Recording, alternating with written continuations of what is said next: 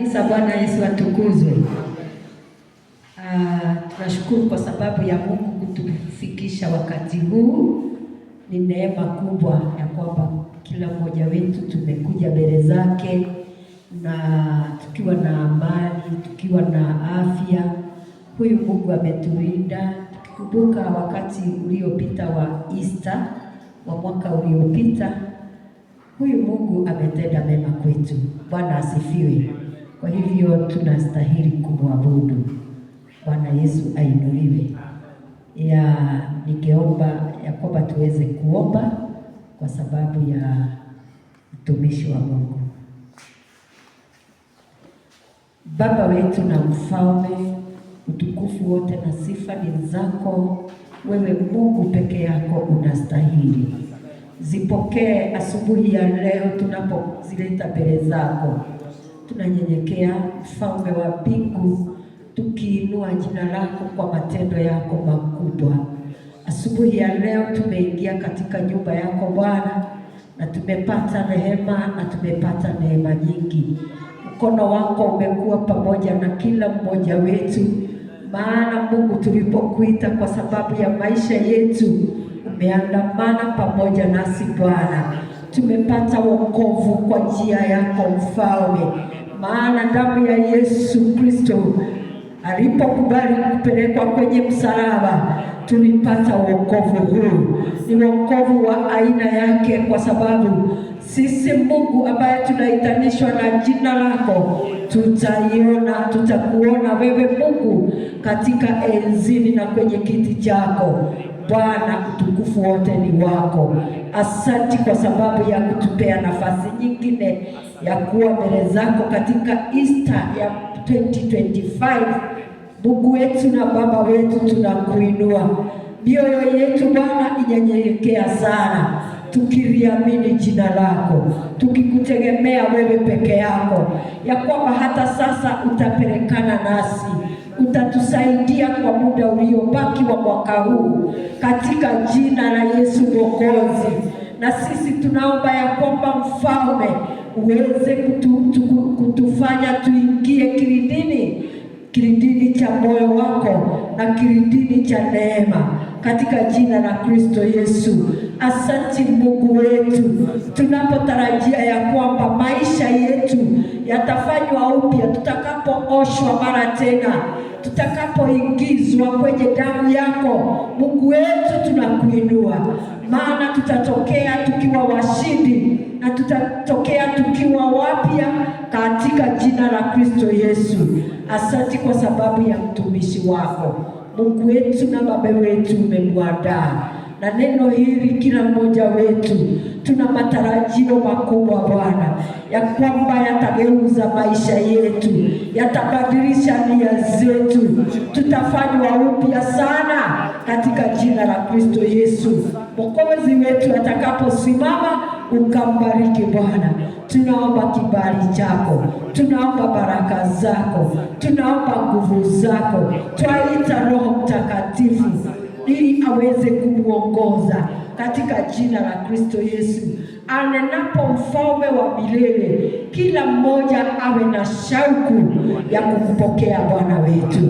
Asante kwa sababu mlango umefunguka wazi wa kila mmoja anaye matarajio, na maisha yetu na mioyo yetu tutapokea kutoka kwako katika jina la Yesu Mwokozi.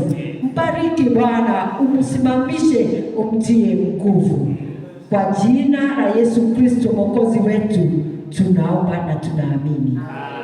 Amen. Naomba sote tuseme amen.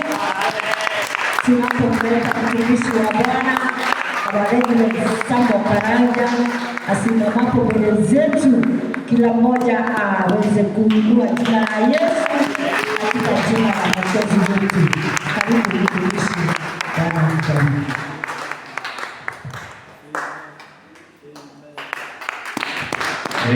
Naomba tusimame dakika moja, wale tumeketi. Nataka kuwasalimu kama mtu mesimama. Na wasalimuni nyote kwa jina la Bwana Yesu. Mjambo, tusalimiane vizuri. Happy Easter. Bwana asifiwe.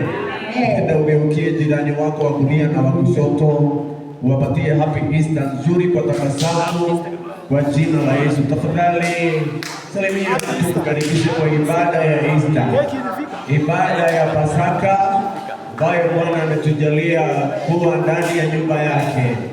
We bless the Lord this Easter for every one of us in the name of Jesus. Amen. Ibada hii ni ibada maalum, ni ibada ya Pasaka. Bwana ametusaidia. Bwana ametusaidia ibada ya Pasaka, tuwe mbele zake, tuwe ndani ya nyumba ya Mungu, tuwe na pumzi ya uhai, tuwe na afya ya mwili, afya ya mawazo. It has all taken the hand of God. Nisaidieni sasa kwa kuinua mikono na kwa shangwe, tumpatie Bwana makofi na shangwe. Makofi kwa Bwana Yesu.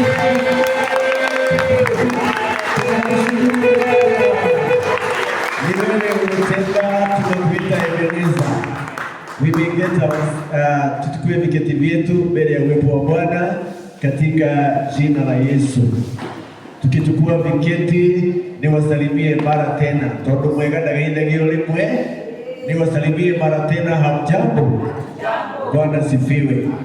Mimi nilikuwa nimemiss ibada ya hapa kwa sababu nilipoingia hapa kwa ofisi nikaangalia kitabu changu hiki, tukikutana pale tunaandika, nikaona nilikuwa hapa tarehe 1. Leo ni tarehe 20 and I knew I missed you guys. Ingawaje tulikutana Friday kwa mkesha na tukawa na wengine, but I really missed you and I wanted to come here kwa sababu mahali hapa ni nyumbani na kila mtu anamiss kuwa nyumbani. Bwana sifiwe. Nimeokoka na mpenda Yesu, amekuwa mwema. Kuna kipindi hicho kimepita. Mara ya mwisho nilipokuwa kwa ibada hapa, tulikuwa tunatayarisha kupumzisha mwenda zake rafiki wetu Reverend Peter Kahure, na tukawa tumeelezana tukutane kwa ibada inaitwa Memorial Service, na baadhi yetu tulifika huko, lakini mnajua after that Memorial Service what happened, na kutoka wakati huo tumekuwa katika hali hiyo na mambo mengine mengi yametukuta, lakini kwa yote tunamwambia Mungu bado yeye ni Bwana, apokee sifa na utukufu. Jina la Bwana lisifiwe. Baadaye familia ya Elder Isaac wakaweza kupoteza ndugu yao.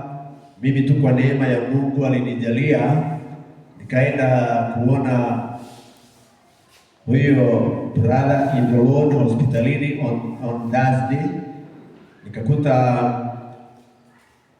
Jane, nakuita Pastor Jane, maana ndiye pastor wangu wa kule shirikani, ndiye anamlisha chakula, anakula.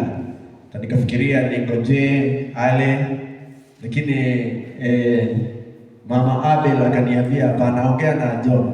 Sijui kwa nini alihimizika sana hivyo, na nikataka tuongee, na kwa sababu alikuwa na oxygen nilifikiria pengine anachoka, lakini nilipoenda kuongea na yeye akaniambia hachoki kabisa, na uchungu, na tukaongea, na kumbe ilikuwa ni maongezi ya mwisho. Mungu aliruhusu tuongee naye na tushuhudiane, because the following day tukiwa kwa maombolezo ya wale watu haraiki, ndio brother akatuma ujumbe akaniambia my brother amepumzika. Hivyo tumekuwa na hali hiyo ya kusindikisha watu. Tunaposindikisha watu ni kusema hata sisi tutasindikishwa, sio?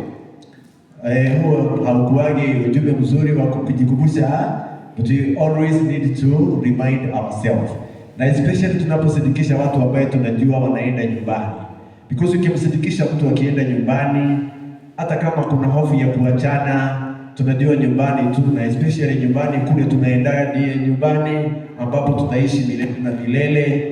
Na kwa hivyo sehemu yetu ya wale tumebaki ni kuendelea kufanya matayarisho mazuri. Jina la Bwana lisifiwe. Praise the name of the Lord. Sehemu hiyo ingine yetu ni kujua we are not here forever, na sehemu hiyo ingine yetu ni kujua ya kwamba tumewekwa na Mungu hapa duniani for an assignment. Tumewekwa kwa makusudi ya Mungu. Kwa hivyo tutetee makusudi yale, tuweze kumhudumia Mungu every minute ambayo Mungu ametupatia, because you never know when you could be called home. Because I am like, hawa watu wamekuja kwa sababu ya baba yao, tena jioni hiyo usiku. By the way, ulikuwa ni usiku wangu mrefu. Sijawahi kuwa na usiku mrefu kama Jumapili ya tarehe 1 usiku, kwa sababu I spent nearly the whole night nje, na it was awful experience, but I thank God kwa sababu ilikuwa ni usiku wa kutoa taarifa nzito, maana wakati ilitendeka na watu wakatuacha kwa reverend, wakakimbia hospitali, wakawa wengi, kukawa na chaos. Tukaitwa kujeni mtulize watu hapa. Tulipoenda hatujajua ni nini imetendeka, na watu ni zaidi ya 100, na kuna fujo kiasi, wanataka kujua kuingia kwa nguvu. Inabidi tuwatulize. I need another mic, hizi za kamba tafadhali. Someone akuje hapa anipe mic ya kamba. Tukawatuliza, tukawapa waruhusu kuingia na watu wawili wa familia. Now you can guess, maana tulipoingia kasha tukakuta hawa ndugu wawili ndio tulikuta hapo, na wasichana wawili bado they are fighting for their lives, but 2 brothers wako pale.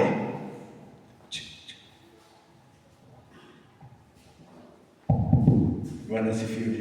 2 brothers wako pale na tunahitajika tutoe report So ikawa ni tunaomba ruhusa tuingie mochari, tukaconfirm siku wa saa 6 around midnight, na tukaruhusiwa na tukaenda tukakuta wengine pale. Now you can imagine watu wako nje, na tulikuwa kwa maombolezo ya mmoja, kwenda tuwaambia ati ni ukweli, hivyo imesikiwa ndio hivyo. So it was one of the hardest moments. We did that, and we cried with them for several hours, if not minutes. Na baadaye tena nikwenda nyumbani kwa reverend kuambia wale tuliwaacha huko ya kwamba hizo ripoti ni ukweli. So tulitoka huko karibu saa 10, na the following day ndio tunaenda mazishi. It was tough. Bwana asifiwe sana. Lakini namshukuru Mungu kwa sababu kanisa hili, nilipokuwa ninatoka hapa niliwaambia tuombe. Na hata wakati reverend alikuwa hospitali nikawaambia tuombe jamii hiyo, tuliombee kanisa. Na nataka kuamini neema nyingi sana ambayo ilituongoza ni kwa sababu ya maombi ambayo nyinyi mlijituma kuomba, na maombi ya watu wengine wengi ambaye walijua ni nini kinaendelea. Ni siku ya Pasaka. Pasaka tunakumbuka kukufa na kufufuka kwa Mwokozi wetu Yesu. Tulianza sherehe hizo hapa Friday, tukawa na powerful kesha.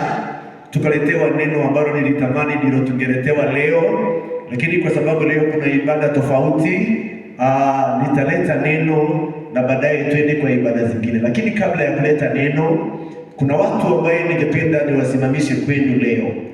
Kuna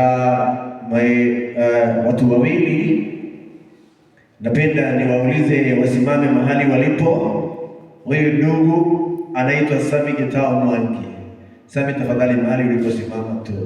Huyu ndugu si upungie hawa watu wa Mungu mikono vizuri. Ama unaweza tembea hapa mbele. Si sawa tu. Wewe si muoga. Kifika hapa mbele wasalimie watu, uwaambie happy Easter. Pewe kipaza sauti, na nitawaomba watu wakusalimie vizuri kwa sababu ni vizuri. Bwana asifiwe. Happy Easter. Si tupatie Bwana Yesu makofi kwa kusalimia. Asante Samia. Samia tukisi. Mungu awabariki. Yes. Anawapenda sana, nimewakosa kwa muda mrefu. Nimekuwa huko, nimekuwa na shughuli kadhaa, lakini Mungu wa mbinguni ni mwema. Amen. Thank you Samia. Samia, simame tu hapo. Nimlete huyu dada ambaye anaitwa Monica Mudhoni Mani. Afike hapa Monica. Naye atusalimie happy Easter. Baadaye niweze kuleta tangazo kuwahusu hawa watu kwa sababu ni vizuri. Bwana asifiwe. Amen. Happy Easter. Amina. Yesu. Amen. Tupatie Yesu makofi. Nimesimamisha hawa watu mbele zetu leo, tusome Biblia zetu na tunasoma kitabu cha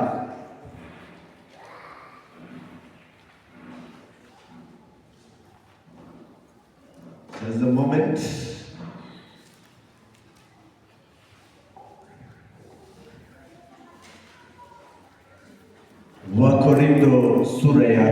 Wakorintho wa kwanza sura ya 5.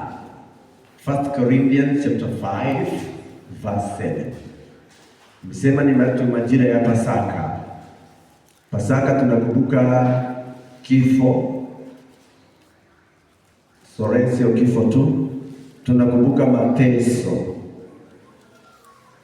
Na tunakumbuka kifo na kufufuka kwa Bwana wetu Yesu Kristo. Na kwa hivyo neno langu la leo litakuwa on that line. Nitakuwa nikijenga juu ya msingi ambaye tuliletewa neno lingine powerful word hapa na one of us. Na nitajaribu kwa sababu kuna dhabihu ya pili niweze kufika tu mahali fulani. Iwapo tunasoma Wakorintho wa kwanza sura ya 5 mstari wa 7. Inasema hivi: basi jisafisheni, mkatoe ile chachu ya kale, mpate kuwa donge jipya, kama vile mlivyo hamkutiwa chachu. Kwa maana Pasaka wetu amekwisha kutolewa kuwa sadaka, yaani Kristo. Hiyo sehemu ndio ninaweka emphasis. Inasema kwa maana Pasaka wetu amekwisha kutolewa kuwa sadaka, yaani Kristo. Naomba turudi nyuma kitabu cha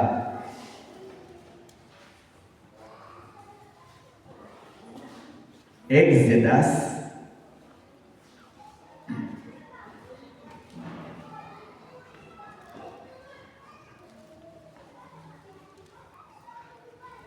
sura ya 12. Kutoka sura ya 12 tusome mistari pale, pengine kuanzia mstari wa 21 ili tupate background nzuri ya neno letu la leo.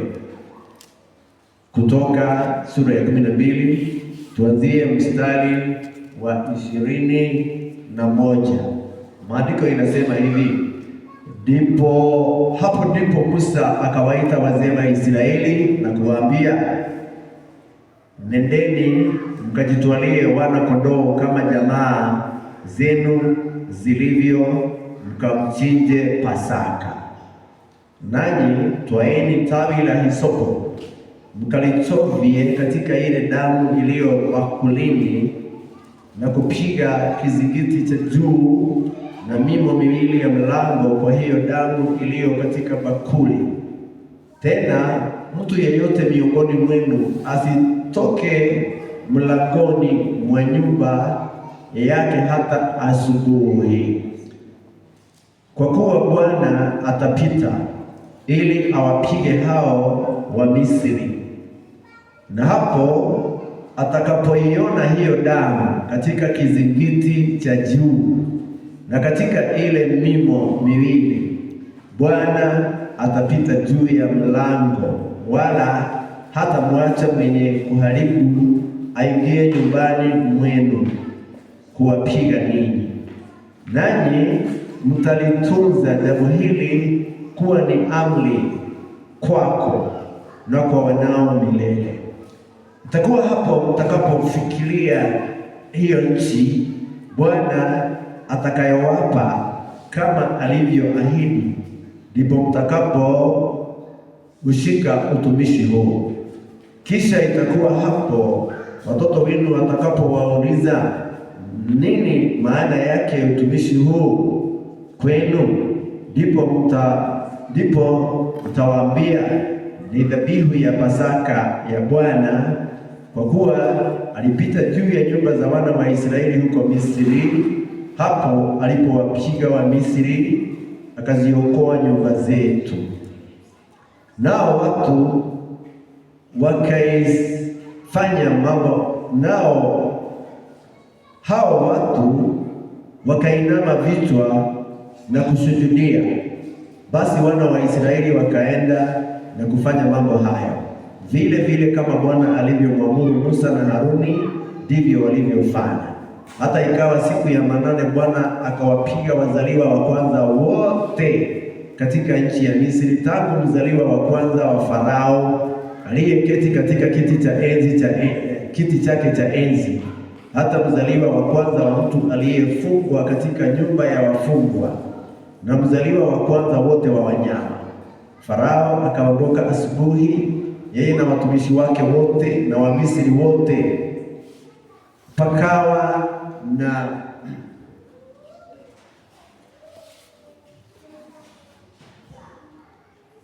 Pakawa na kilio kikuu katika Misri, maana hapakuwa na nyumba hata moja msipokufa mtu.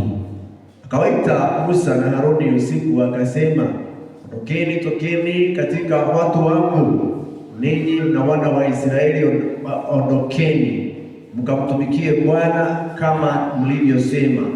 Twaeni kondoo zenu na ng'ombe zenu kama mlivyosema, enendeni zenu mkanibariki mimi pia. Misri nao wakawahimiza watu kuwatoa katika nchi kwa haraka, maana walisema, tumekwisha kufa zote. Watu wakauchukua unga na mikate yao kabla haijatiwa chachu, na vyombo vyao vya kukandia wakavitia ndani ya nguo zao mabegani. Wana wa Israeli wakafanya kama neno lile la Musa, wakataka kwa Wamisri vyombo vya fedha na vyombo vya dhahabu na mavazi. Bwana akawajalia kupendelewa na Wamisri, hata wakawapa kila walichokitaka, nao wakawateka Wamisri nyara. Napenda nisome neno la kumalizia, na sikusema sitasoma neno lingine, lakini kwa sasa Zaburi 105, na hapo nitasoma tu mistari miwili. Zaburi 105 verse 36 and 37. Zaburi 105, Psalms 105 verse 36 and 37. Maandiko inasema, akawapiga wazaliwa wa kwanza katika nchi, malimbuko ya nguvu zao, akawatoa hadi wana fedha na dhahabu. Katika kabila zao asiwepo mwenye kujikwaa. Sehemu hiyo ya pili tu ndio tutaendelea nayo. Inasema hivi, katika kabila zao asiwepo mwenye kujikwaa. Hilo ni neno la Bwana tumesoma, na ninapenda, nimesema kwa sababu ni majira ya Pasaka, nitasoma ujumbe ambaye ni in line with the season. So my message today is in line na season ya Pasaka, na ninapenda nizungumze ujumbe ambayo nimeuita our redemption package through the cross. Ujumbe wangu ndio huo, nimeuita our redemption package through the cross. Kwa Kiswahili naweza sema ni fungu letu ambalo tunalipokea kwa sababu ya msalaba, kifurushi ambacho kina faida kwetu kwa sababu ya tendo ambalo limetendwa msalabani. Kama mnavyojua, siku ya leo ama tangu Friday, kile tunafanya, tuna ukumbusho ya kwamba kwa sababu maandiko inasema John 3:16, for God so loved the world, he gave his only begotten son, that whoever believes in him shall not perish but have everlasting life. Kwa maana jinsi hii Mungu aliupenda ulimwengu hata akamtoa mwanaye wa pekee, ili kila mmoja amwaminie asipotee, bali awe na uzima wa milele. Si hivyo? Si hivyo? Tendo hili lilitendeka kama miaka 2000, lakini kabla ya tendo hili kuna tendo ambalo lilikuwa limetendeka miaka 1000 kadhaa huko nyuma, nearly now 6000 years, katika nchi ya Misri. Na tendo lile haswa ndilo ambalo Kristo Yesu alilidhihirisha, maana mambo yale yalitendeka kwa hawa watu wanaitwa Waisraeli ni mifano tu, ni picha, ni kivuli. Maandiko inasema mambo ya Agano la Kale ni kivuli ya mambo ya Agano Jipya. Yalikuwa yanatoa taswira ya nini litatendeka. Kwa hivyo miaka hiyo mingi, mahali tunasoma tunajua wana wa Israeli walienda nchi ya Kanaani, walienda nchi ya Misri kupitia kwa unabii ambaye Mungu alimpatia Abraham. Wakati Abraham aliitwa na Mungu, naweza soma chapter 13 ya Genesis, usisomee hapa tafadhali. Utaona Mungu anamuita Abraham mbarikiwa, na Abraham anatoa tashwishi, anasema mimi, unasema umenibariki na mimi hata sina mwana wa kunirithi ila huyu mtu ambaye alizaliwa hapa kwangu. Na Bwana akamwambia, toka nje ukaangalie nyota uhesabu, kama unaweza hesabu nyota za mbinguni, hivyo ndivyo urithi wako, hivyo ndivyo uzao wako utakavyokuwa. Maandiko yanasema Abraham akaamini, hivyo aliambiwa na Mungu, na kwa sababu ya kuamini akahesabiwa haki. Jina la Bwana lisifiwe.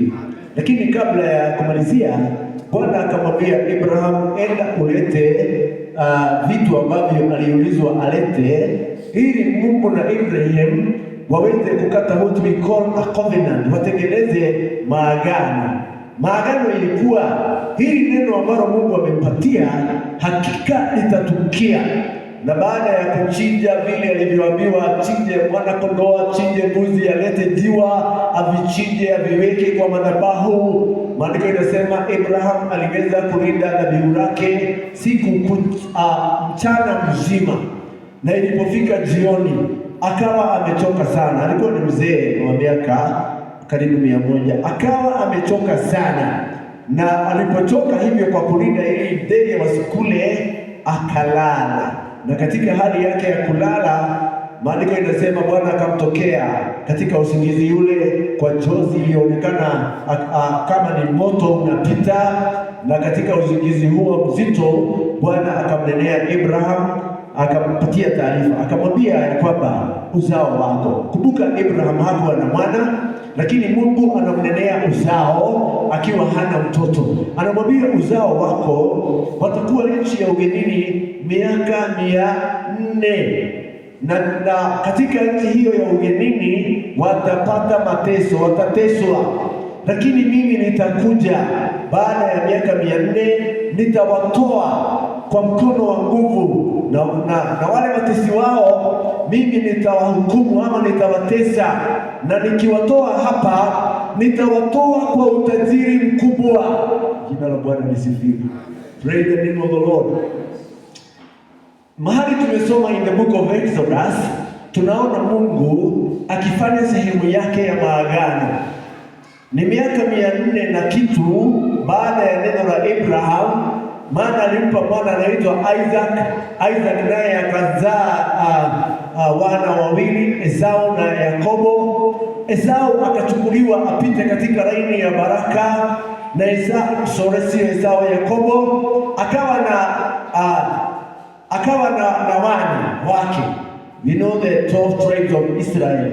Israel ni Yakobo, na mmoja wao akamuuza akateremka Misri baada ya kuwa na kiangazi kikubwa, na chakula kilikuwa kinapatikana tu Misri. They discovered waliyemuuza ndiye anasimamia chakula, he is the prime minister kule Misri, na kwa hivyo mlango ukafunguka wa nyumba ya Yakobo mwana wa Isaka mwana wa Abraham kuteremka kwenda Misri. Hivyo ndivyo walivyoenda Misri, na kwa sababu ndugu yao alikuwa the prime minister, walipofika pale wakapewa the best land in the, wakapewa mahali kuzuri kwa kulima na kulisha ng'ombe, kunaitwa Goshen.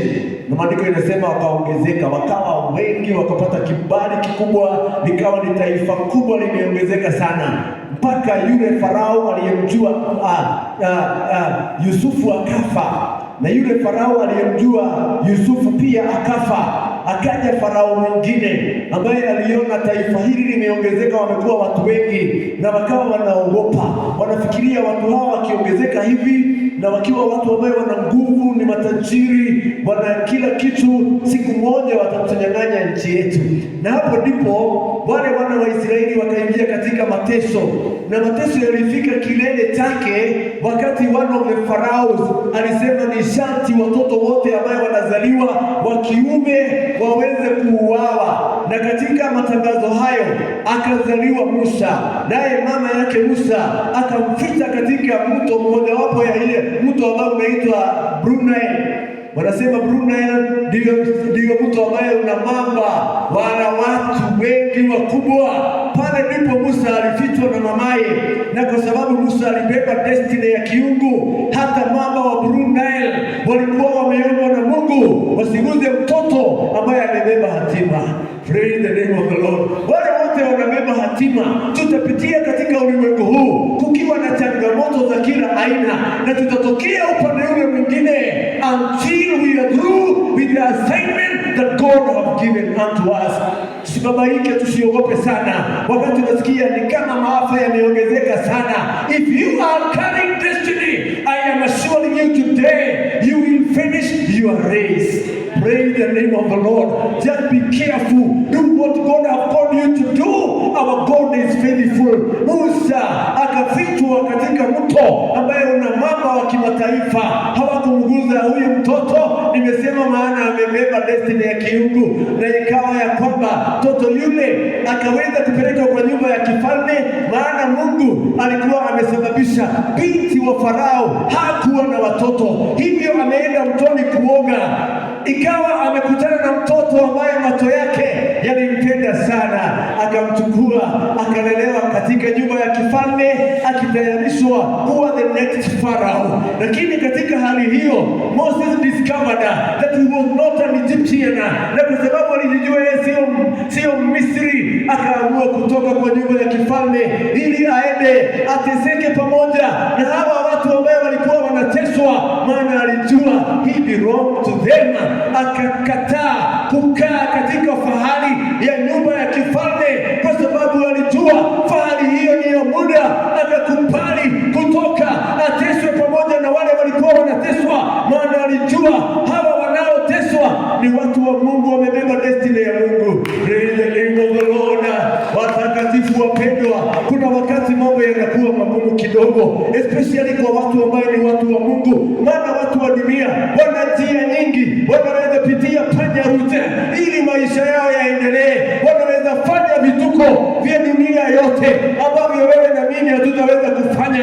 I'm here to remind you, we have a God who will not fail us. Praise the name of the Lord. He kept Moses well, na wakati alitoka akaenda jangwani, akawa pale for 40 years akiwa mchungaji. Hata kama wakati mwingine mambo yanaonekana yanaenda segemnege, ni kama tumesahaulika, wanadamu, people may forget, but you have a God who will always remember his word. He will act upon his word. Musa alionekana amesahaulika jangwani for 40 years, lakini baada ya miaka 40 God came knocking. Your door is about to be knocked. Praise the name of the Lord. Hallelujah. Prepare yourself for a divine visitation. Tumekaa majira ya kutembelewa na Mungu, jitayarishe. Musa akaona kijiti kinateketea, na alipokaribia kasema nitakaribia nione maajabu haya. Alipokaribia akasikia sauti inamuita kwa jina lake. This God knows you and I by our names. Nasema huyu Mungu, Mama Joseph anakujua kwa jina lako. No korogwe watu wanaitwa lile yalio. No gaidi. Nasema pengine hatujajua jina lake lile. the original name, but God knows her and he knows me by my name. Bwana Yesu asifiwe.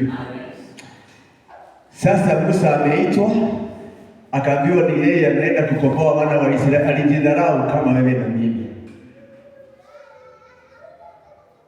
Amen. Kwa sababu sijui kama ni kwa sababu ya kukaa sana akifuata wale mbuzi, alikuwa amefanyika kigugumizi. Karibu amalize sentence sasa, ninasahaulika katikati. And this is the man, Mungu anasema ni wewe unatoka kukomboa watu. He doesn't care. Yeye anatujua. You are the best version of yourself.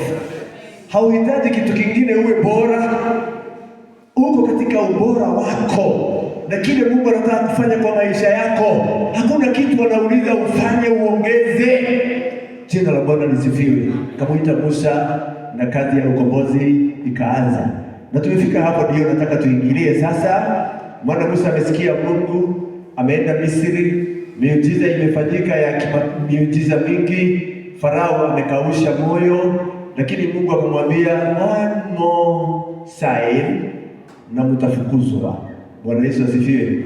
Umebaki muujiza mwingine, dalili moja nyingine, mfukuzwe. Na Mungu akatayarisha Musa na wazee. Akawaambia mtakapokuwa mkifukuzwa msikimbie, msiende kwa haraka. Bwana Yesu asifiwe. Akasema kwa maana nitakuwa nimeweka kwa Wamisri kibali. Are you listening? Nitaweka kibali ndani ya mioyo, hivyo msifanye haraka. Unajua ni kwa nini? Mungu alimwambia Abraham watakaa katika nchi ya ugenini, watateswa. Nitakuja kuwatoa na nitawatoa kwa utajiri. Sema utajiri. Sema utajiri. Sema utajiri. Nitawatoa kwa mali mengi. Hivyo ile inakuja itasababisha wapate mali na kila kitu. I'm about now to come back to Pasaka wetu. Pasaka akaambiwa this is what you will do. From this month ataguliwe mwana-kondoo, atayarishwe, asiye na madoadoa yeyote, asiye kama ni mweusi ni mweusi. Tunasema ni mweusi tititi ama tuli, I don't know. Kama ni mweupe ni mweupe pepe Waswahili wako kwenye. Lakini asiwe na doa, kama asiwe mweusi aliye na doa jeupe, asiwe mweupe aliye na doa jeusi, asionekane kama ni sikio limekatwa kidogo ama kwato lake limevunjika, asionekane anahara. Achaguliwe the best, ambaye hana ila wala kunyansi, no spots, no wrinkle, pure. Huyu mwana-kondoo, kila jamii wachague mmoja, not si jamii, kila familia. Sinajua familia ni mama na baba na watoto, wachague wapate mmoja. Na kama jamii ni dogo, wasikane jamii mbili ama tatu.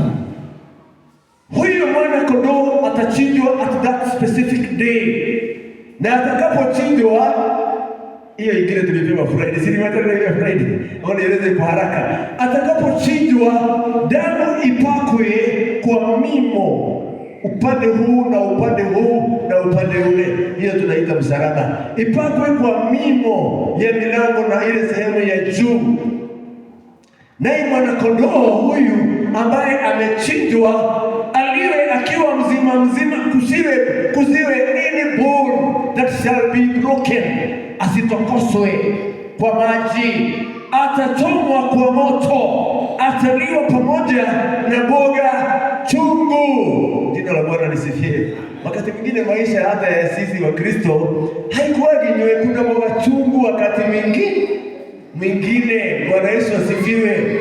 Pray the name of the Lord. Na wakati unakuta unapitia mapito, be strong, be thankful to God. Anajua ni matayarisho kwa sababu ya safari. So walielezwa mambo hayo yote, lakini ile ya muhimu leo ni ya damu. Wakaambiwa mwanakondoo achinjwe, akichinjwa damu ipakwe kwa mimo ya mlango. Akasema maana usiku wa manane atapitia malaika wa mauti, na atakuwa akikuja kukagua milango. Huyu malaika hana haja na nini iko ndani, amekuwa like programmed, ni milango. Akiona damu kwa mlango, yeye hatazami kitu kingine, anaruka. Nitwambia ndio inaitwa nini? Passover.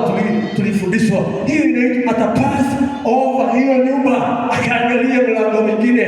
Kama hakuna damu, malaika anajua wazaliwa wa kwanza wa wanadamu na wa wanyama, anachinja. By the following, maandiko inasema Israeli walitii, walifanya kama lile neno la Musa ambalo aliwaambia, hivyo walichinja na wakapaka na wakafanya mambo hayo yote, na usiku wa manane. Maana tunakumbuka Pasaka, wapendwa, na maandiko imesema naye Pasaka wetu amekwisha tolewa, ambaye ni Mwokozi Yesu. Tunazungumza kuhusu Pasaka, wapendwa. Halo, na faida zake. Leo nina faida mbili peke yake ambazo nitaguza, zingine next Sunday God willing, kama mlango utakuwa umefunguka hivyo. So kasema hivi, malaika alipokuja, maandiko inasema jambo la kwanza, Waisraeli walitii Musa. Kwa sababu kutii ni bora kuliko dhabihu. Bwana Yesu asifiwe. Baada kusema yeye ni kielele, hii yote ingine na tulikuwa tumeona, they did what they were asked to do. Naye malaika alikuja, na usiku wa manane maandiko inasema Farao mwenyewe na wazee na watu wa nyumba yake na wazee ndio walikuwa wa kwanza kutokea. Maana mzaliwa wa kwanza wa Farao alikuwa amekufa, na maandiko inasema hapana nyumba hata moja ya Misri ambaye hapana nyumba yoyote ya Misri iliyokosa kuwa na mtu amekufa. Kulikuwa na kilio na maombolezo in every homestead of the Egyptians. Bwana Yesu asifiwe. So Farao mwenyewe ndiye aliamka na wazee, akatumania Musa, akamwambia Musa, kwa haraka sana, wewe na watu wote hawa wanaitwa Waibrania, si wanaitwa Waibrania, wanaitwa Waibrania, wanaitwa Wayahudi, wanaitwa Waisraeli. Any of those names ni majina yao. Hawa watu wote utoke, enda mkamtumikie Mungu wenu. Sasa ni wote. Si hapo nyuma alikuwa amesema wabaki vijana. Bwana Yesu asifiwe. Ni watu wote, mkamtumikie Mungu wenu. Na mbebe, anasema na mbebe kondoo wenu, na mbebe ng'ombe wenu. Wanatoka na mali kwa sababu ya kumtumikia Bwana. Bwana Yesu asifiwe. Sasa ni kama Firauni ndiye anatoa amri, na maandiko yanasema na mfanye haraka. Haleluya. Na mfanye haraka. Sasa hakuna kuzuiliwa, ni kuachiliwa. Mfanye haraka, mtoke na kila kitu. Lakini kulikuwa na agizo, msifanye haraka. Unaona agizo la Mungu, don't be so fast. Mrudi kwao. Na maandiko yanasema hivi, nao wana wa Israeli wakawahimiza, tokeni tafadhali, endeni. Maandiko yanasema kwa sababu waliogopa. Wote wanawezaisha, wamechezea watu wasioruhusiwa kuchezewa. Some place the Bible says, do not touch my anointed one, neither do my prophet any harm. Mentioning these people of Israel. Bwana Yesu asifiwe. Haleluya. Wameguza mahali si pa kuguzwa. Hivyo wanasema tokeni kwa haraka. Nao wakakumbuka agizo. Tuliambiwa tusiende kwa haraka. Tuliambiwa turudi kwao, tuwaitishe dhahabu zao, vyombo vyao vya dhahabu, vyombo vyao vya fedha, tuwaitishe manguo. Sasa maandiko inasema walipata kibali machoni, Waisraeli hawa wakapata kibali machoni pa Wamisri. Tunazungumza kuhusu mwanakondoo aliyechinjwa. Bwana Yesu asifiwe. Na faida zake. Tunakumbushwa na Paul ya kwamba muondoe chachu ambayo inawezekana iko kwa lile donge, na hatutazungumza chachu leo. Sehemu ya pili tu ndio inayozungumzia, inayosema kwa maana Pasaka wenu amekwisha tolewa, naye ndiye Kristo. Praise the name of the Lord. Hata sasa tukuje kwa faida za huyu Pasaka aliyetolewa. Mimi nina mambo matano, na mambo haya matano sikumaanisha ni hayo tu, yale ambayo pengine ninaweza kuzungumza na sitazungumza yote, nazungumza mawili kiwezekana.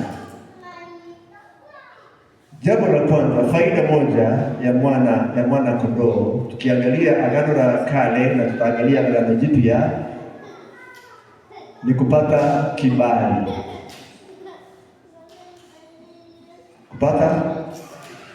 Kupata kibali. Faida ya pili, tunahiyo Kiingereza nimesema divine favor.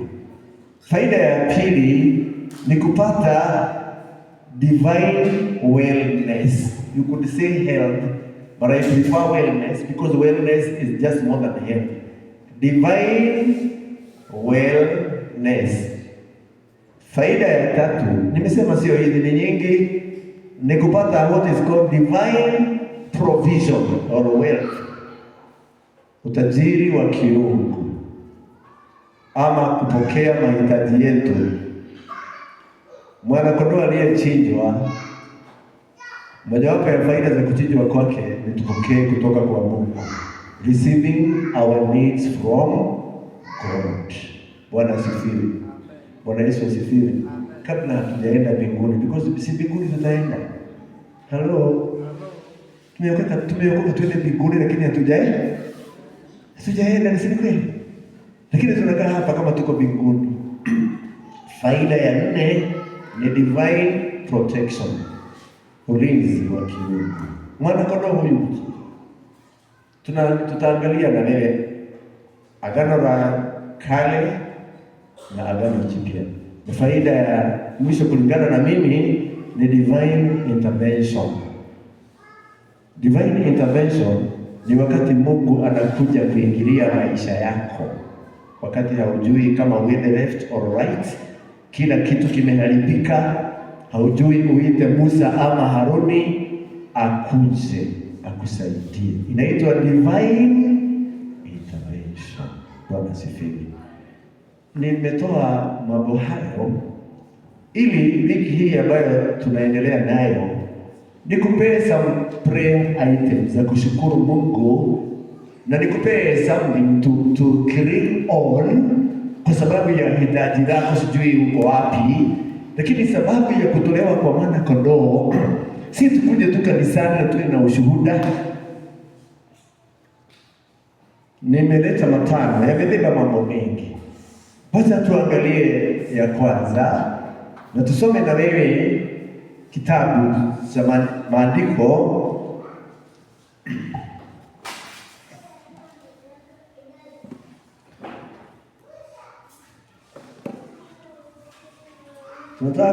Nimesema faida ya moja, kupata kibali cha kiungu. Kupata kibali cha kiungu. Let's read together from the book of Ephesians chapter 2. Niruhusiwe nisome mistari kadhaa pale. Nitaanza mstari wa 4. Ninasoma. Lakini Mungu kwa kuwa ni mwingi wa rehema,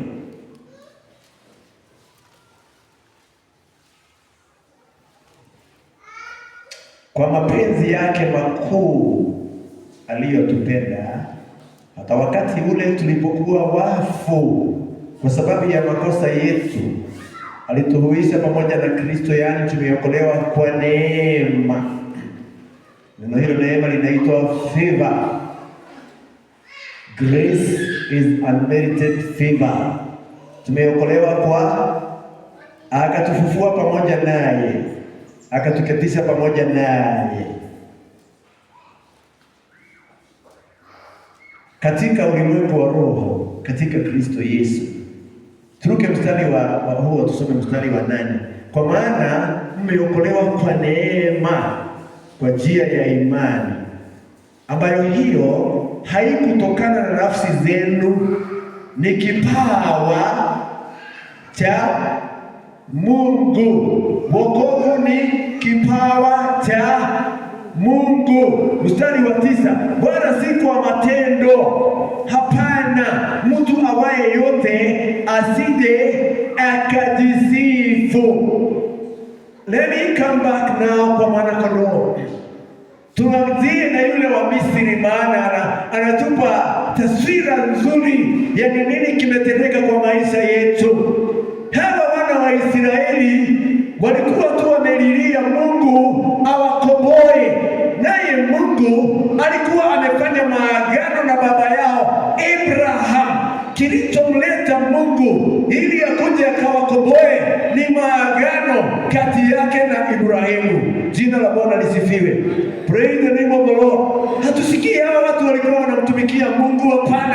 Hatujui hata matendo yao yalikuwa namna gani, hapana. Lakini walilia Mungu, akakumbuka covenant between him and Abraham, and therefore God was responding to the covenant. Praise the name of the Lord.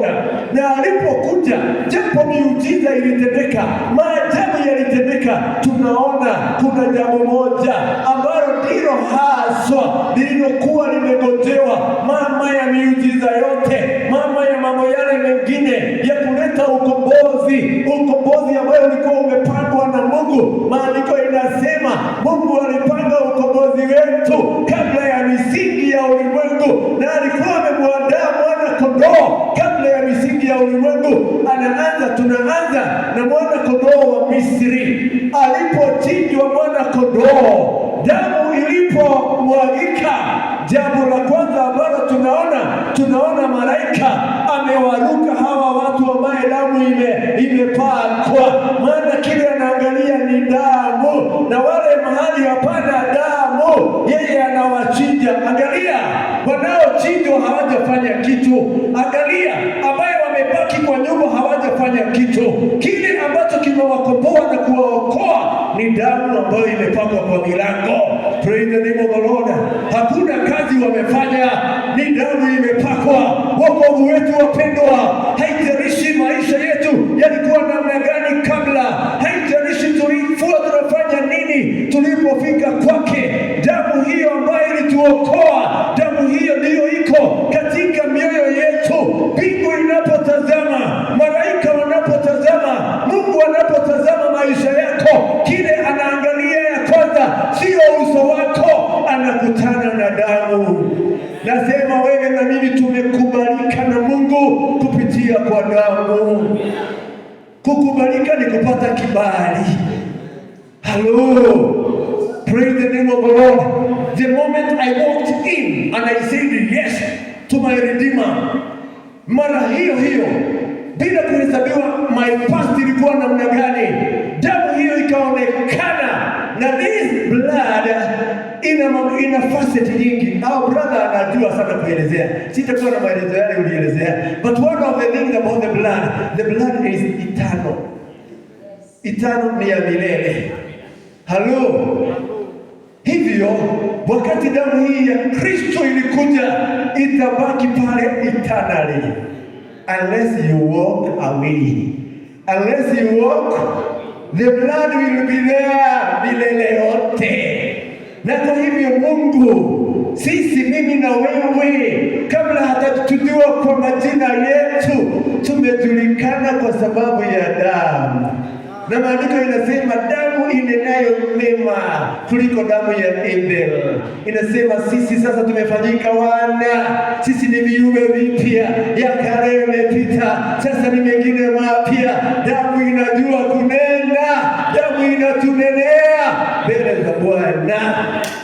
Faida ya kwanza ambayo tumepokea wapendwa, na hiyo ndiyo shetani anataka kupigana nayo sana kwetu, ni faida inaitwa kukubalika na Mungu.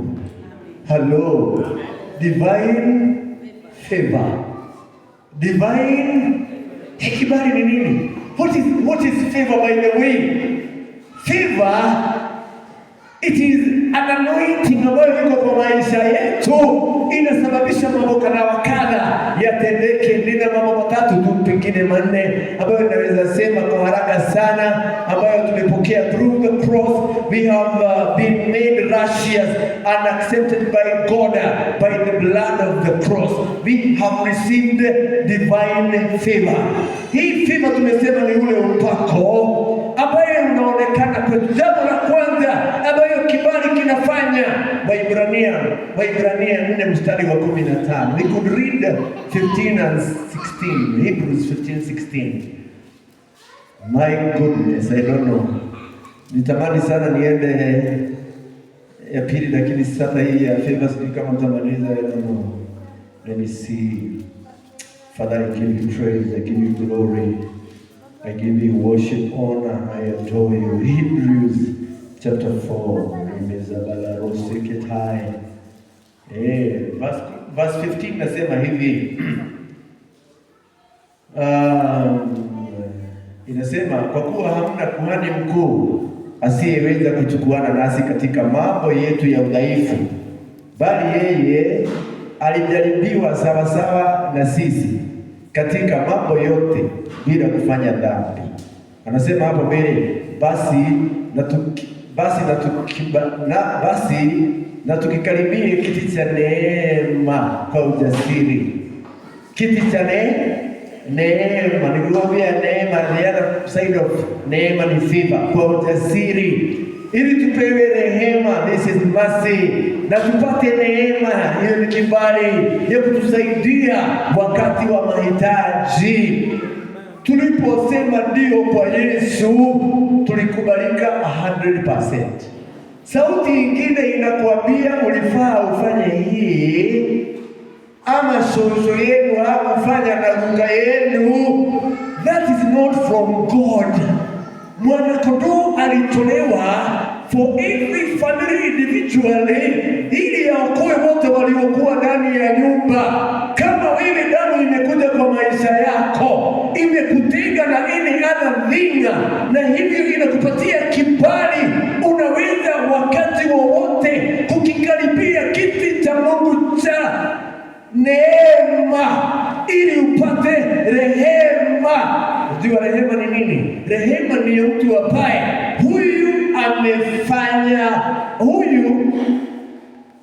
huyu kesi yake inasema he is guilty as charged. Guilty as charged. Anafaa jela miaka, wale wanafungwa sana, si wanafungwa mpaka mifupa inafungwa. Kuna mtu alifungwa jela 148 years. Mtu anafungwa miaka 100. Afungwe hiyo miaka yote maisha, apigwe viboko 100 ama ni kinyongo horrible, because he is guilty as charged. Kama ripoti ingine itasema ndio huyu mtu amefanya makosa haya yote, lakini hata hivyo hatapatiwa sehemu yake ya inaitwa nini? Sio la sehemu adhabu. He will not be punished, kwa sababu kuna mtu mwingine amejitolea akute hiyo punishment yake yote, achukue sehemu ya punishment ya huyu. Kama ni hiyo kiboko amekubali apigwe, afanyiwe yote, na huyo mtu sehemu yake ni ile ingine. Ndiye baba wa mdozi. Hivyo anasema wanabadilishana position, aende pale akalie kile apate faida zile, naye huyu wa mdoza apokee adhabu hii. That is exactly what Jesus did kama itakubalika hivyo, huyu basi ni kurehemewa, amerehemewa, amepata rehema. You have received mercy. You were supposed to be punished, but someone else took your place of punishment, akaweza kuadhibiwa, hivyo umepokea rehema. Bwana Yesu asifiwe. Praise the name of the Lord.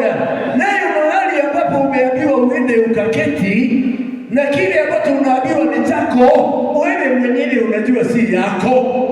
Hiyo kiti si chako, faida hizo si zako, lakini sasa mahali pale umeambiwa ndio mahali pako. Hiyo sasa ndio inaitwa kibali. Umekubalika ukae pale, maana hapo umepata rehema. Ulistahili kweli uadhibiwe, lakini mwingine ameadhibiwa. Msalaba ni kumaanisha yeye aliadhibiwa, tusiadhibiwe. Hivyo tumepata kibali machoni pa Mfalme. Do you see yourself favored by God? Maana hata ukipelekwa wapi ufanyiwe nini, kama haujajisikia kama umekubalika, nakwambia hata kufunga na kutoa na kufanya dhabihu haitaongeza faida, lakini kutua tu na kibali inakufanya ukiwa kwa Mfalme utembee kila mahali na uulize what else can I do here, kwa sababu nimekubalika. Halo wapendwa, kama damu iko, tuna kibali, tumekubalika. Sisi ni wa nyumba ya Mfalme. Kuna huyo watu wachache ambao walipata kibali. Kuna mtu ambaye alikuwa anaitwa Nehemia 1:11. Alipata kibali maana alikuwa anamnywesha Mfalme. Siku moja ripoti ikakuja ya kwamba watu wao Yerusalemu wanateswa, milango ya nyumba ya Mungu imeanguka na nyumba imeachiliwa, watu wanapitia fadhaa. This man, he was a cupbearer. Alipelekea Mfalme kikombe, lakini aliposikia ushuhuda huo akaomba Mungu, akafunga, akafanya kila kitu, lakini mstari wa 11 alisema unipe kibali mbele ya huyu mtu, ni Mfalme.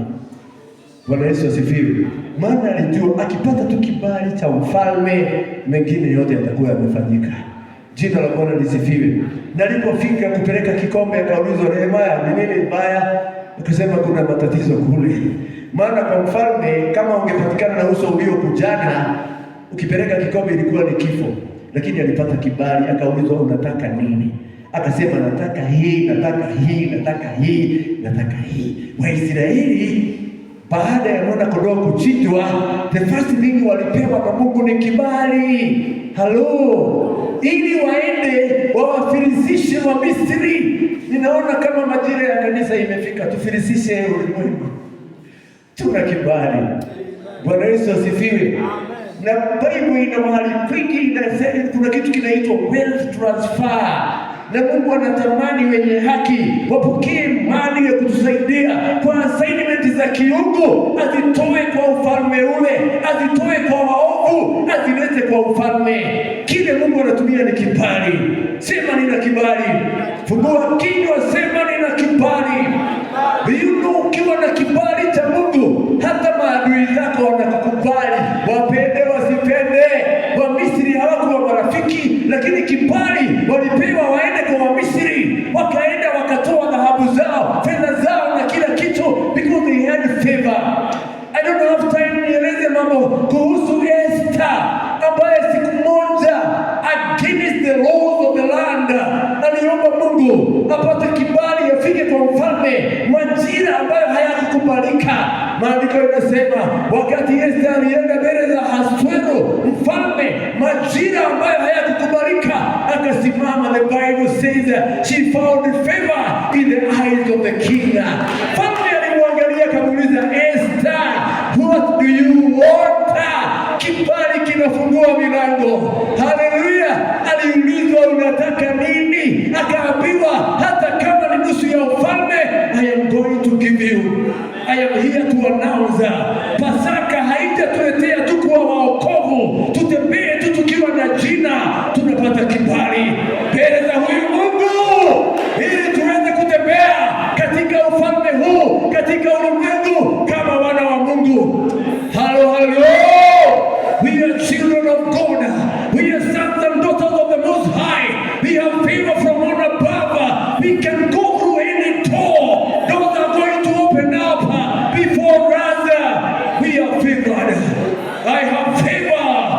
the Most High. I have favor with the King in the name of the Lord. Praise the Lord. Kibali. Jina la Bwana lisifiwe. Praise the name of the Lord. Sisi tunasema kibali kinatupea access to the presence of the King.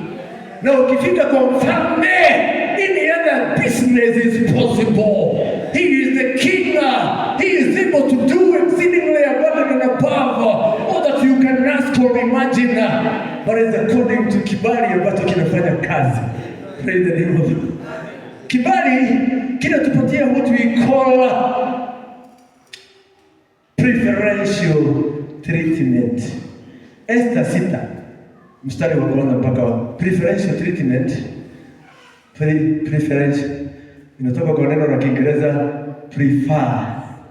When you are preferred, mnaenda interview mkiwa watu wengi, mtu anakuja anasema ni huyu, wengine ndani nyumbani na mnamwangalia kama unauliza ni mimi, I'm the man inside there. I don't want to see your faces. Go home. Bwana sifiwe. Inaitwa preferential treatment. Mfalme siku moja alikuwa anaota ndoto. Baada ya kuota ndoto hakulala, akaenda kwa vitabu akaanza kuangalia. Akaona jina linaitwa Mordekai. Akakumbuka miaka iliyopita huyu Mordekai aliokoa maisha yake na akasahaulika na alikuwa ni soja wa mlango. Mfalme akauliza, akaita watu akauliza, huyu Mordekai baada ya zile ripoti alifanywa, akasema he is still a soldier out there. Nasema siku zako za kuwa soldier out there, they are numbered. Come on, are you listening? Siku za kusahaulika zimeisha. Kibali kinakuja kikupatie mahali pako. Baya wa mambo ya Mungu hayatatendeka mpaka tuamini. Praise the name of the Lord. Mpaka tuamini. We will say it is another message. It is another message of exhortation. I'm telling you, this is your season and it is my season. Mimi nimekataa kubaki kwa mlango, ninaingia nichukue sehemu yangu. Bwana Yesu asifiwe. Mfalme akaona ati mnasema ndiye yako kwa mlango, how can that be? Wakati huo naye Haman ndio ako behewani anataka kuingia, ametengeneza msalaba wa kuandika Mordekai. Anataka kuomba mfalme kibali akamwandike. Naye mfalme moyo wake unawashawashwa, atamfanyia nini huyu Mordekai? So Haman anaingia, anakuta mfalme ana swali mdomoni. Anauliza, my friend Haman, unafikiria yule mtu ambaye amepata kibali mbele ya mfalme afanyeje? Si alifikiria ni yeye? Kwa haraka anasema si avalishwe mavazi. Na nini ingine? Hata ile kiraoni. Na nini ingine? Hata yule farasi ambaye mfalme anamprefer aletwe. Afanye nini ingine? Apandishwe, akitishwe. Nini ingine? Kutafutwe mtu wa heshima. Aje ile mbele zake akitangaza, this is the man that have found favor in the eyes of the king. In the name of the Lord. Mfalme akamwambia hiyo yote bila kuacha hata akoma. God do everything to that Mordekai out there. Kama kuna Mordekai kwa nyumba, I am here to announce in the name of the Lord, you have been remembered. Hii Pasaka inafungua remembrance ya Mordekai. Pasaka ya 2025 ni Pasaka ya kibali. Nasema ni ya kibali katika jina la Yesu. Ili kina Mordekai waliosahaulika, waliodharauliwa wapate nafasi yao. Hallelujah. Do you know Yesu alifanyika kama Mordekai na zaidi, akaangikwa kwa mti, akawa hana mavazi, hana nguo, amepigwa, amejeruhiwa, amefanyiwa yote kwa sababu ilikuwa yako, ili upate kibali, utomoke upande ule mwingine as a child of the King. And the child of the King you are. This favor is your favor. Receive it in the name of the Lord. I am saying this favor is giving you preferential treatment. On last Friday, kwa tunaenda kupumzisha my brother's brother. On that night, I was calling Elder Kirwa, na nikimtafuta akiwa nyumbani, simpati, akimtafuta hatupatani. Tulikuwa tunapanga twende, nataka kuonyesha kibali na preferential treatment. Si wakati mwingine kuna dalili jiani. Bwana Yesu asifiwe. Sasa usiku wa Thursday tukiamkia, Bishop called me. Waweru. Nilikuwa na gari mpya KD what? Is it KD? KDT. Tutolewa kwa karatasi hivi. Ndio mara ya kwanza yeye safari refu. He called me akaniambia si unaenda? Nikasema I'm still speaking with my elder, so it's like no. Akasema sasa jaza hiyo nyingine. Because whatever happens, my vehicle is there, we can go. Kama sasa hata sitafuti hiyo nyingine. Wewe ukipewa nafasi kama hiyo utasema namna gani? Sasa nilienda. Kibali ilianza kufanya kazi because nikafikiria gari langu niende niache town kwa kanisa letu. Na nikasuti. Kama nilikuwa nikasutia kama kingine. Na mimi ni district wa wilaya. Na watu watano wako pale. Sasa waone district wa wilaya analetwa na pikipiki. So nilikuwa napigia simu ili kama atafika mapema akuje anichukue angalau kanisani anilete niingie kwa gari la. Are you getting this picture? Akaniambia sijui wamekwama wapi. Sasa nikaenda tu. Nilifikisha gari langu hivi kama nilikuwa nimengojewa gari lingine likaingia. Nikauliza kiateka, naone ni kanisa letu wanaenda huko wanakuja kuchukua vyombo hapa. Hawa watakubeba. Nikabebewa kiti ya nyuma ya mdozi. Nipelekwe kwa hello. Nikakuta bishop. Akaniuliza, "Hey, Reverend Sarah, you can't be serious." Nikamwambia hata hayuko Mairia, hayuko. Sasa mimi nikaingia kwa gari. Nikaambiwa ile upande ya kubeba wadozi. Sasa unajimagine, bishop anakubeba na wewe unabebewa pale. Sasa mtu anaona hiki kigari kikubwa, si unajua unafikiria nani huyo? Hiyo kabrozi kako nyuma nako. Are you hearing what I'm saying? Nasema Mungu anataka tupatie kibali. Believe you me. Tusizoee umisiri uingie kwa kichwa. Hello. Tusizoee yale mambo ambayo tunapitia mpaka tunafikiria Mungu anaweza pitia wapi? Katika hali yangu, nini ingine inaweza badilika? Hata Mordekai alikuwa nje, lakini Mungu alikuwa na mpango. Nasema pokea kibali. Pokea kibali. Nalazimisha kibali. In the name of the Lord. Ilete preferential treatment. Bwana nisifiwe. Preferential treatment. This is good. I don't have time to speak about special privileges. Lakini Yusufu anajua anapewa special privileges, anatoka prison anaingia Paris. Ni kibali special. Ukiamka asubuhi unasema mimi nina kibali cha Mungu. Kibali cha Mungu kinakufungulia milango, kinakupa kibali kwa wanadamu. Unapata access ya mfalme. Preferential treatment inakuja. Every morning ukiamka kutoka I'm going na nimezingirwa na kibali. Preferential treatment is my portion. Special privileges are coming my way. Jina la Bwana lisifiwe. Maana mimi ni mtoto wa mfalme. Yeye ambaye aliyekwa msalabani ndiye baba yako. Sikisha hapo kwa kibali. Niguze tu kitu kinaitwa divine help. Divine. Nimefikiria nizungumze divine help kwa sababu tutamalizia na breaking of the bread. Tunapo break bread ujiandae kwa sababu ya your health. Divine help inabeba mambo mengi. Inabeba your relationship with God.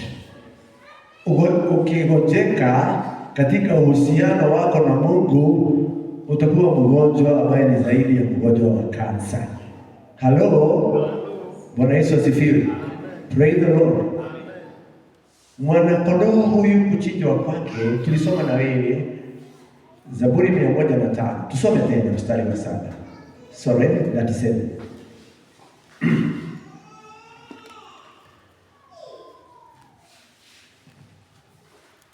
Zaburi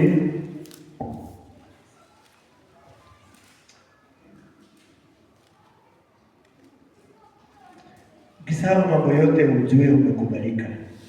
Mambo mengine yote utapata kwa sababu una kibali.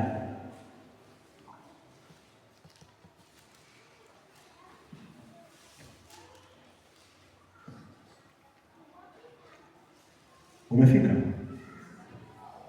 Aliyefika atusomee. Psalm 105 verse 37.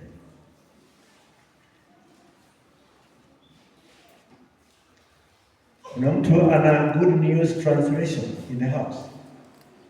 Bible yako ni Good News ama uko nayo kwa simu? Good News Translation. Simon, soma yako. Ni wewe unasoma? Patia yeye anayesoma. Nasoma. Lakini kama kuna Good News nataka sana.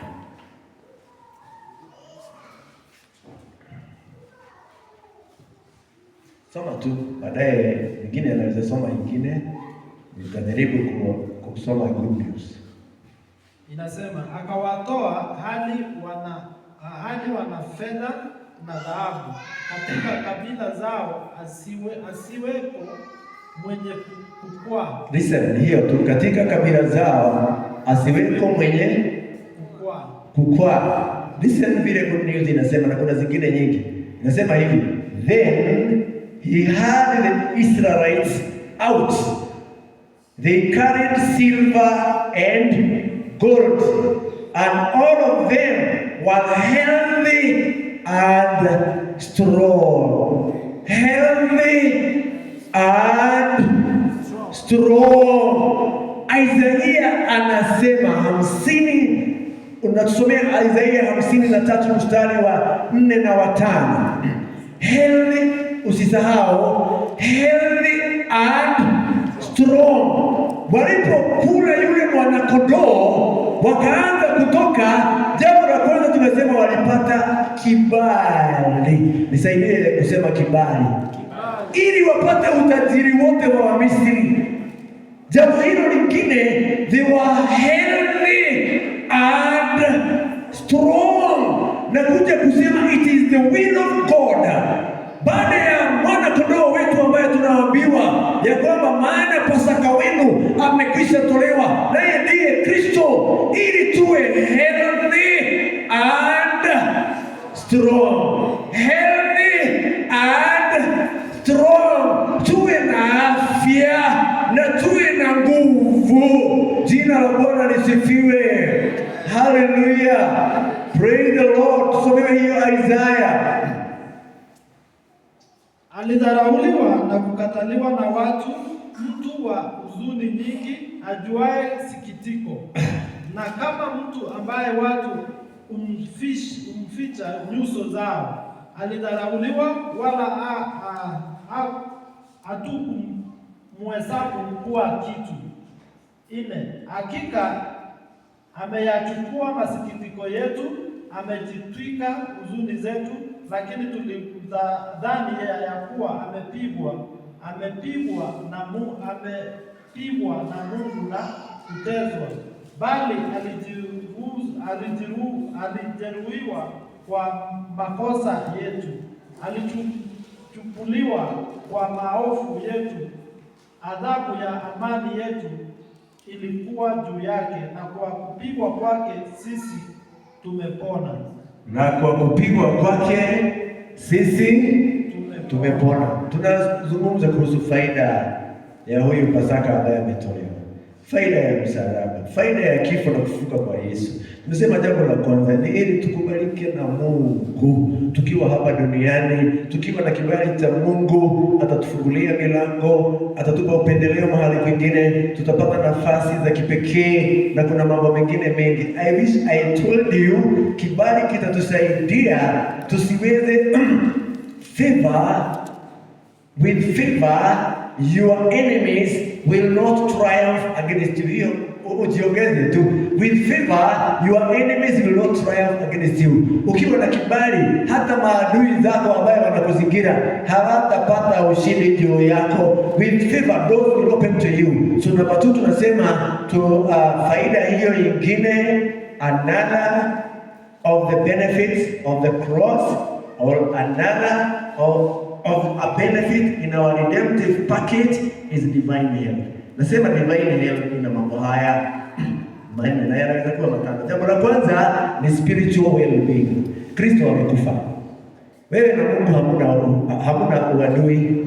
Yesu ameharibu uadui kwa njia ya msalaba. Bwana Yesu asifiwe. Praise the name of the Lord. Hello. Wewe na mimi tulikuwa maadui wa Mungu. Kristo akakufa, hakuna uadui. Sasa spiritually tuna access ya kumfikia Mungu. Na kama kuna makosa, kuna dhambi, kuna namna ya kuoshwa na damu, kutakazwa, kurejeshwa kwa Mungu. Hivyo msalaba unatupia namba moja, afya yetu ya ndani ya kiroho. Tuna uhusiano wa kumfikia Mungu anytime, every time, kwa sababu nilisema the blood is eternal, it is permanent, it is eternal. Anytime, every time inalia kwa ajili yetu. Katika koti, in the court of heavens, kule juu kuna koti. Ukipelekwa kotini, kwa sababu tunapelekana wakati mwingi, na kuna prosecutor anaitwa Shetani. Ukifika tu pale na kuna yule ambaye anakuwakilisha, Yesu Kristo ndiye your attorney, your defense attorney. Ukifika tu na mashtaka ya somwe, anangojea kusikia kwako useme ndio, ni mimi nilifanya haya yote, I am sorry sir, and because of your blood I am asking for forgiveness. Hiyo yote inapekwa karamu. Shetani anaambiwa he is no longer guilty. Anaonekana ni kana kwamba hajafanya makosa kwa sababu ya damu. Kinachotuondolea dhambi na makosa ni damu. Jina la Bwana lisifiwe. Praise the name of the Lord. Hivyo tunaendelea na uhusiano wa afya ya ndani. Kama unazoroteka ndani, unasikia hauna afya, rudi kwa msalaba. Mwambie Bwana, napiga magoti, nahitaji afya ya uhusiano, kwa sababu hiyo ndio namba moja. Afya ya pili inaitwa emotional well-being. Emotional well-being ni ile unasikia una afya ndani ya moyo wako, unaweza kuhusiana na watu wote. Inaanza na msamaha. Wewe umesamehewa. Kama kuna watu wamekuletea kisirani, unawasamehe. Ukiwasamehe, unasamehewa, unaendelea kuwa mtu mwenye afya. Damu ya Yesu inaleta afya. Warumi 5:1. Unaweza ukasomea nyumbani pengine, kwa sababu sitakuwa na nafasi ya kuisoma, lakini nasema kwa kuwa tumeokolewa kwa neema kwa njia ya imani, sasa tumepata amani na Mungu. Tumepata amani, na ukiwa na amani na Mungu, unaweza kuwa na amani na wewe mwenyewe, unaweza kuwa na amani na watu. Peter anasema, na nimesahau ni kifungu gani cha Peter, anasema kwa sababu ya kile ambacho tumetendewa sasa, we have joy unspeakable. Tuna furaha ambayo hatuwezi kuieleza. Unajua tunakuwa na furaha hata wakati mambo yameharibika, unasikia ndani ya moyo wako kuna bubujika furaha, na hiyo inatusaidia kusimama hata wakati mambo ni mazito. Nalo pendo la Mungu linajazwa ndani yetu na Roho Mtakatifu. Kadiri ya kitabu cha Warumi 5:5, 6 na 7, kuna pendo ambalo Roho Mtakatifu analimwaga ndani yetu, anamwaga pendo la Mungu ndani yetu, ili tuendelee kujihisi tumependwa na Mungu, na hivyo tunaweza kupenda. Tunaweza hata kupenda maadui zetu. Bwana asifiwe. Kwa sababu tulipendwa. Tunaweza kuwa na afya ya ndani. Hivyo msalaba unatusaidia kuwa na afya ya rohoni, tunakuwa na emotional health. Kutoka hapo tunapata psychological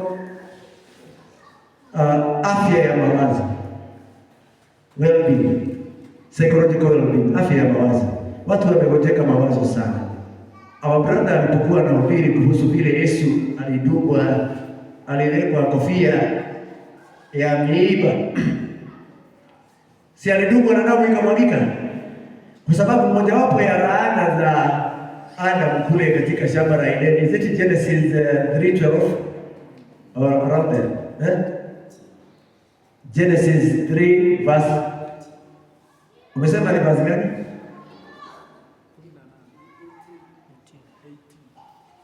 Hapo 17, 18.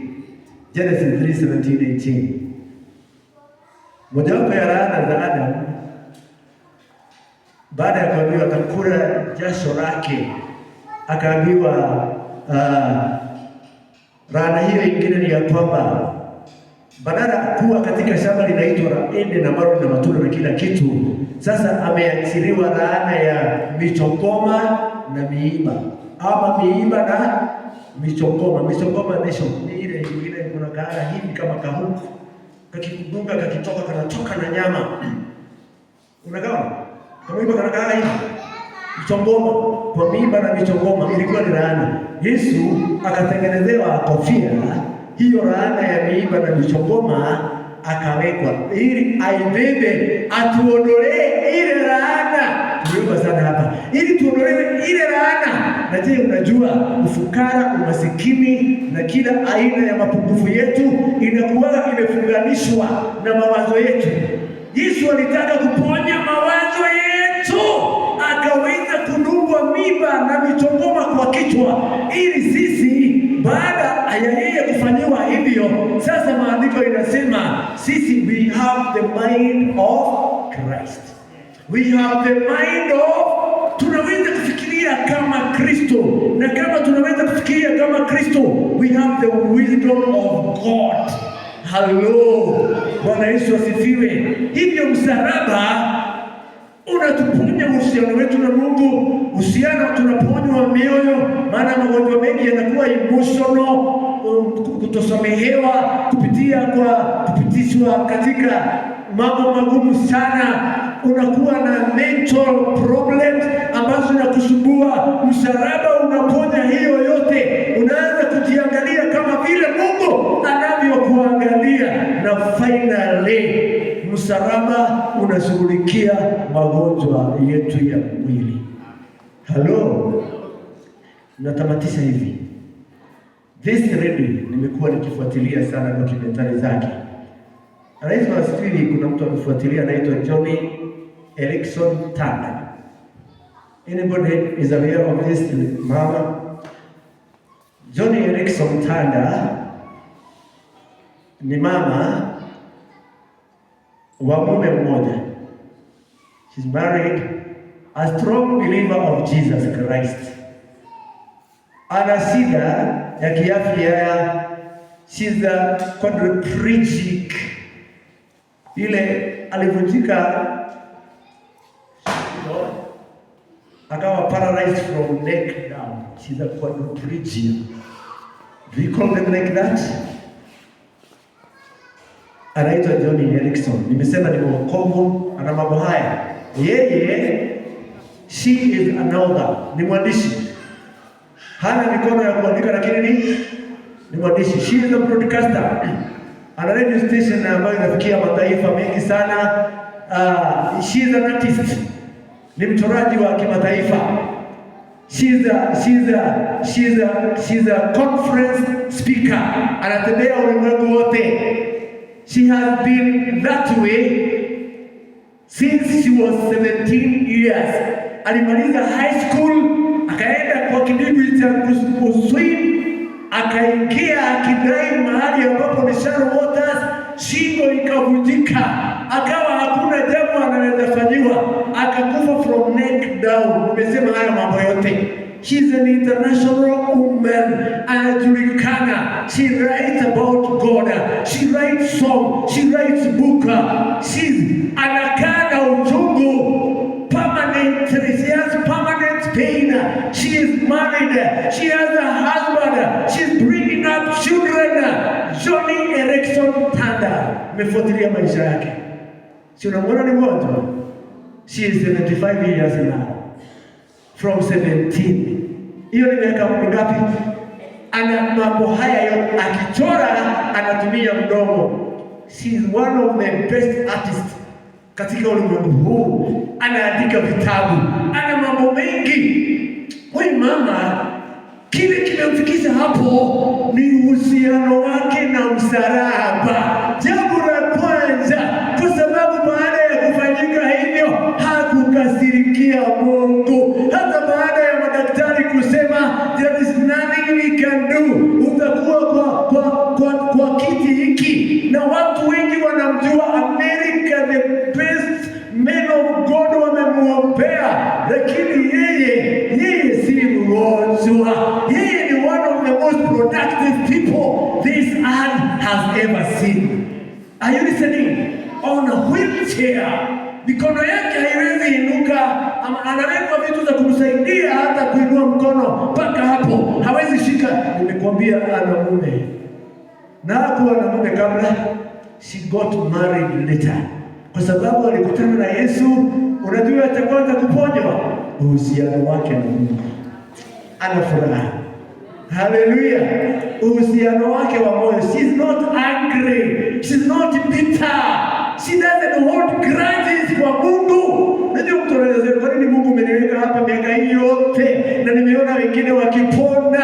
She's happy. Mawazo yake yamekubali, amesoma, ana taaluma, ni productive.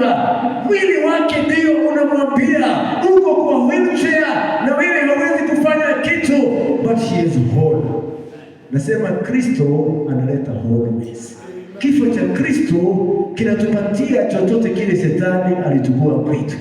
This woman is a product in this world. Kama kuna watu ulimwenguni wanahitaji sana, ama hawahitaji kuwa nao, ninapopitia mambo yake na kumsikiliza, I am an avid follower of this woman. Nafuatilia kwa sababu ni mama ana Mungu. Tusimame mbele za Bwana siku ya leo, tumwambie Bwana ni asante, kwa sababu ya tumetaja faida mbili. Faida ya kwanza ni kukubalika. Wewe tu mikono mwambie Mungu, nafurahi kupitia kwa msalaba. Hautaniuliza nitoe sadaka yeyote, hapana. Hautaniuliza nifikishe maombi mahali fulani, ama nifunge, ama nijitoe mimi. Ulitoa mwanao nikubalike. Sadaka ya msalaba imenipa kibali. Kwa sababu ya kibali, sasa tena angalia vile umenipa afya. Inaanza afya ya uhusiano, afya ya mawazo, afya ya moyo, afya ya mwili, katika jina la Yesu. Napenda tusimame mbele za Bwana. Achilia moyo wako leo, siku ya leo ya Pasaka. Kama kuna kitu ambacho unaweza toa, ni moyo ambao umejawa na shukrani, wa kumwambia Bwana, ndio natazama huyu mwana-kondoo, natazama Pasaka yangu leo, moyo wangu ukikushukuru kwa yale yote umenitendea. Napenda tuwe na mioyo inayobubujika sasa. Fungulie kububujika kwa moyo wako. Labda umekuwa na hali ya kujirudia, roho koroko letu ukishokia, unaona mambo yako hayaendi vizuri, na kwa pia umeshughulikiwa vile ulivyo na una kibali. He knows you by your name. He cares about you. He has a plan. Lepe paliata levanteleka. Inua sauti mbele zake. Karamonde pakararos lekaparia lekwanta yake panako toko palade rikaparado kamaradia rikapaya elela kotolomo seketekaya paradie na marokiaka tilarona mazeke. Our Father, we love you. We thank you for the sacrifice of Calvary. Thank you for giving your son for us. Thank you for the ordeal that your son went through. He did it for me. Yes, Lord. He is okay. Asante. Thank you, my Father. And we command today through the cross. Kwa sababu ya dhabihu hii, I have access to the throne, and I thank you for the access. I have access because I have favored with the King. Oh, to get into the presence of the King. Oh, King of Zion. Oh, right on the train of Judah. You're the King of Kingdom. You are the Lord of Lords. Thank you because of the blood. You have not given me access.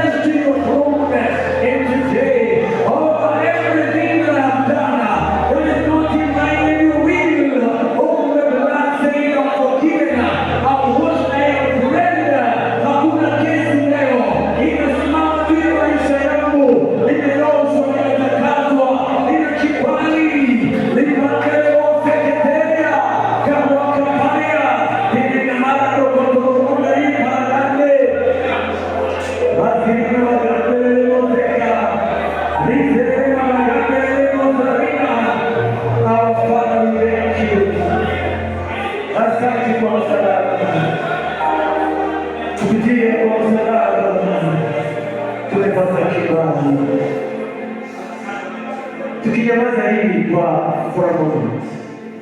Pengine wewe ni miongoni wetu, wewe hauna uhusiano na huyu Kristo Yesu mwana kondoo. Mimi kila nyumba malaika angalie kama kuna damu kwa nyuma ya mlango.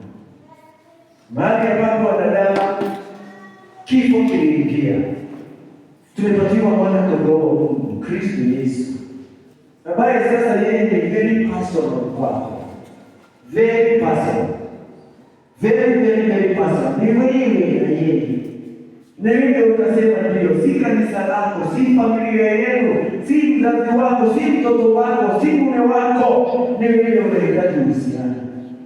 Ukipata uhusiano na yeye, damu hiyo nilisema it is eternal, it is permanent. Inakuwakilisha mbele ya madhabahu ya mbingu, even in the courtrooms of heaven. It is the blood ambayo inaondoa makosa yako na dhambi zako. It is the blood, sio dhabihu nyingine yoyote, ni damu. Mungu wa mbingu anaidhamini damu, anaiangalia. Kukiwepo na damu, unakubalika na Mungu jinsi ulivyo, bila kuangalia ulikozaliwa, mahali ulisomea, una kazi au una kazi. Na kwa you have access to the throne of grace. You have access to the King through the blood. Kama hujamwambia Yesu Kristo ndio kuja na kwambia damu na iko, you are a walking dead. Have you ever seen a movie called Walking Dead? You are a walking dead. Only the blood can bring life. Are you here and you want to say yes to Jesus? Wewe mwenyewe personally upate wokovu, niinulie mkono.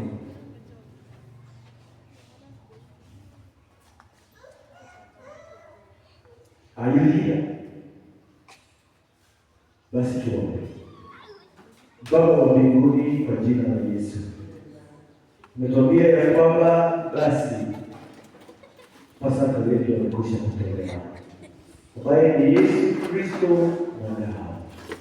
Kwa sababu yake tumepata kibali mbele zako, kibali ambacho kinaturuhusu anytime and every time tuwe na uhusiano na tufike mbele zako. Katika jina la Yesu natangaza kibali kinacholeta preferential treatment na kutupia special privileges, kinachotufanya tushinde maadui zetu na kufungua milango. Najibariki na kibali, nabariki watu wako na kibali. Kibali hicho kiweze kuonekana kwao kama ngao. Kutoka leo na kuendelea, this Easter iwe ni Easter ya divine favor kwa maisha ya watu hawa. Na watangazia kibali. Kwa kibali hicho milango iendelee kufunguka. Wapate special privileges, wapate preferential treatment, wapate access ya mfalme kwa yale mambo wameyatamani, mingine ya miaka na mikaka ya maisha yao, ya afya zao, ya nyumba zao, kwa jina la Yesu. Baba, mwana kondoo alitolewa, na maandiko yanasema ya kwamba walipokula mwana kondoo kule Misri, walitoka wakiwa healthy and strong. Ninanena spiritual health kwa watu wako. Ianze na mimi Bwana, wawe na uhusiano ulio bora, watamani kufika kwako every time, wasikuguzwe kukuta kwako, wajihisi wakikutaka zaidi ya jana, katika jina la Yesu. Natangaza afya ya mawazo, afya ya moyo, afya ya mwili, mapungufu yao na yaleta kwako, na nena uponyaji, na nena uponyaji wa maisha, uponyaji wa maisha, uponyaji wa mwili, uponyaji wa mawazo, uponyaji wa mioyo. Kuna watu wako kwa sababu ya kazi ya msalaba, kwa mapigo Yesu ulipigwa. Iwapo kuna mtu aliye hapa ambaye ana maumivu, aliye mgonjwa, Pasaka ya mwaka wa 2025, kwa mapigo yako Yesu, uirelease healing. Healing in the name of the Lord. In the name of the Lord. In the name of the Lord. Let them go wealthy and healthy. Let them be strong in everything they are doing. In the name of Jesus. If anyone is being pursued by their enemies right now, in Jesus' name, natangaza maadui zao hawatakuwa na uwezo juu yao. Msalaba ulioandika Hamana unangojea maadui, maana Mordekai anachukua nafasi yake. Natangaza kibali Mordekai momenta to your people, Father, in the name of the Lord. Father, let it be. Bless your people. Bless your families. Bless their lives. Bless their children. Bless their businesses. Bless their homes. Bless this church, oh Lord. Remember all Kari and NCA. Remember the body of Christ. Remember our nation. Even in this season of Pasaka. We bless you. We worship you, Yahweh. In Jesus' name we pray. Katika Bwana Yesu, apeta offering. Thank you, Jesus. Thank you, Jesus. Kwa Bwana ibada ya mke, atuelekeze lazima tunachukua offering na kuna dhabihu inakuja, atuelekeze. Karibu. Amen.